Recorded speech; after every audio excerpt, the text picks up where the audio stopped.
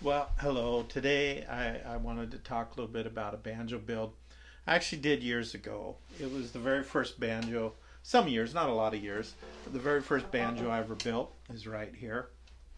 And because of the clear skin, I can actually talk about the process in more detail. And so I thought I'd go ahead and tell how I built a six string nylon string banjo and how it ended up the way it did and what the process was. Now, the first thing you want to remember, during Banjo had a good article on six string banjos actually. What you find out historically, a lot of people think six string banjos were designed for guitar players, but they weren't. They were originally built and designed for banjo players who wanted some lower notes and tones. And in fact, probably the first six string banjo was five normal strings with a short chanterelle or drone G string still, and then they developed into six string banjos that actually look like a guitar, and some guitar players do buy them and tune them that way. This one is not tuned like a guitar, it's tuned like a banjo with two drone strings. Or so you have a G and a D drone strings, and is what I'm using. A lot like slack key guitar that the Hawaiians use. So that's the history of the six string banjo. If you want more on that, you can look it up. Let's talk about how I built this and why. What happened was I had this neck.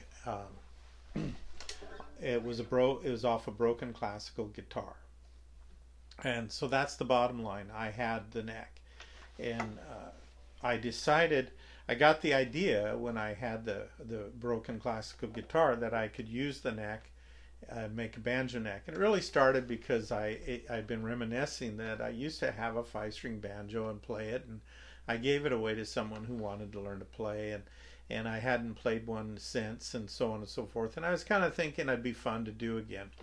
So I made this. And the first thing I had to do is I had to actually lengthen the neck, because the neck on a classical guitar joins at the 12th fret, which would leave you with an enormous amount of space between the banjo body and the neck. And so I needed to make it the right scale length, the same as this classical guitar, which has a pretty long scale length as a general rule, which is similar to the banjo. So I got a piece of ash, and that's this piece here. It was actually off of a guy had logged it on his property, milled it, dried it, and it was sitting around at the wood shop at church. And I thought, wow, I could use that chunk. I'd actually used some of that ash to make a lap steel guitar, and this was a leftover piece. And so I made this piece and I joined it. It's pretty easy to see where I joined it right here, and glued it on and glued it onto the fretboard, and then I just tapered it down here and did a little scroll work to give it some aesthetics. And then I put this little ball of tiger wood on here, and that's pretty much all it took for the neck, was shaping it, getting it to fit. If you look inside, you see the wooden peg, that the through peg that connects the neck to the body, and it screws in right here. That was a piece of walnut which I turned on a lathe to make it look the way it does, and it's glued into the neck, and it uses an old-fashioned banjo style of fastening, where you just create tension here, and that hooks it on. And then the same note, the resonator is fastened onto the middle of that peg with one screw, which is actually an old style thing that a lot of banjos used to do. So that's how the neck was connected. Now what happened, if you look, this is tin sides, I believe. Well, let's see, 1, 2, 3, 4, 5, 6, 7, 8, 9, 10. Yes, so this one's 10 sides. I have one that's 12. So this is 10 sides, and they were cut, it was cut as a decigon. And so you can kind of see that shape here. And that was what it was. And it wasn't really a circle, it was a decigon. And my friend Tom Stimmerman and I worked on that together.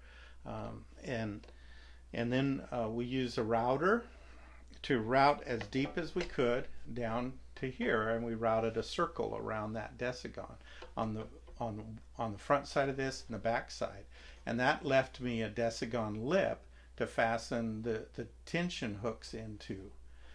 So that worked out nicely, and I elected to just leave it as a decigon on the inside. And so that was the body, and with that we didn't need hangers, we just needed skin hooks, and that worked very well, and it brings a really nice even tension and everything works fine. So at that point it was time to make a resonator, which started out just, you can see we glued, it's maple and tiger wood with redwood strips in between them, and we glued them together as a triangle, but it was actually a big square board by the time we're done, kind of an odd shaped thing, and then cut it into a circle, and it ended up like that. Then we took a bull bit with the router and again routed a circle and worked out the inside of it so that it would open it up like a bowl or a plate, and fasten on with a resonator. Now all the woodwork is sanded, and then I use a spray shellac as a grain sealer. I do that a couple times, sanding in between, and then I lacquer it. So that's what that is. At that point I obviously thought it was real pretty and decided to use a clear banjo skin. Really, I just did that to give it the look of being able to see all the wood that's involved. Used a regular 6-string banjo bridge, made a tailpiece. Now this tailpiece is actually made out of maple, but it has a thin plywood backing on it underneath that you don't really see, but it just allows it strengthens the wood so that it doesn't crack. And turned up a couple pieces on the lathe, or 3 pieces on the lathe, to be able to run screws to and fasten it on. And then made an armrest, and the armrest is made out of tiger wood, and I had to lathe a couple pieces that the screw goes clear through. They've been drilled out, and to fasten the armrest on. And that's some other type of wood. I can't remember what it is. I was thinking it was some sort of red oak or something like that, but I'm not sure. As I recall, there's close to 10 different types of wood involved in this project, and that's what we did, and that's how I ended up with this 6-string nylon string banjo with a various number of woods involved in it.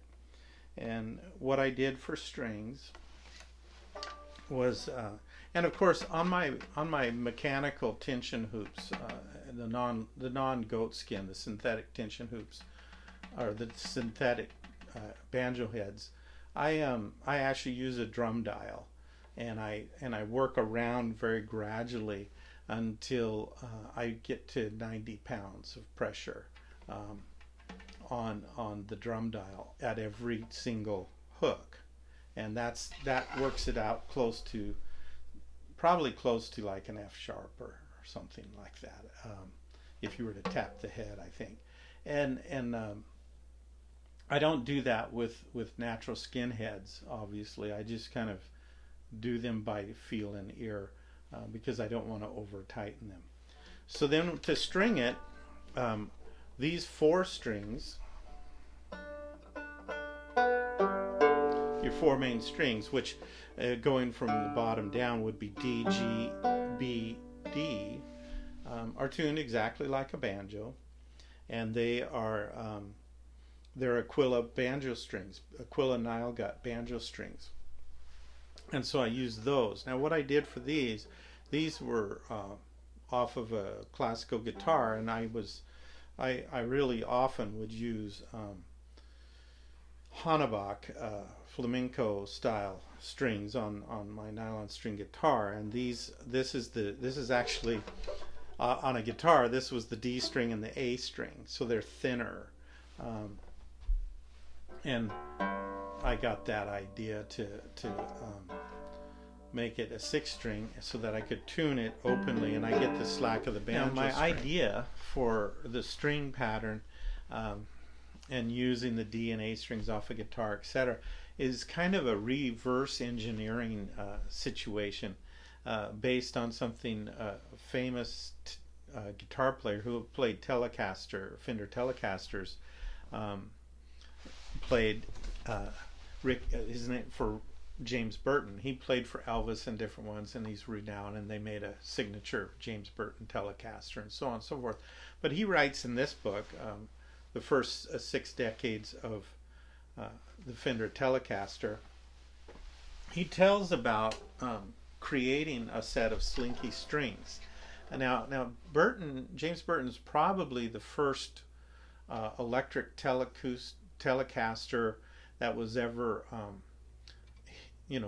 had a rock and roll hit with Ricky Nelson.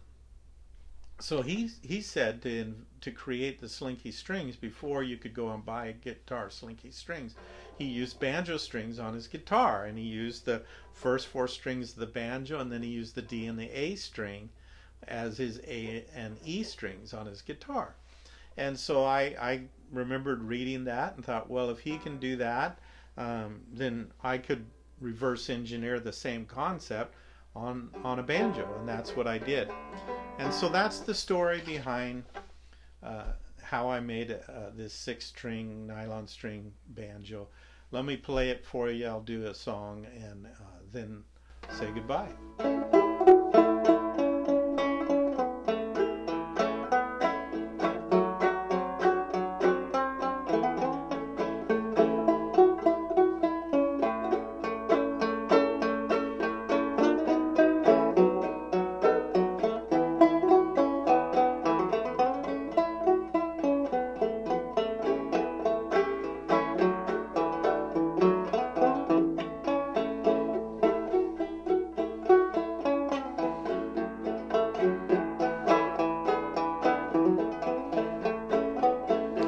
Life is like a mountain railway with an engineer that's brave.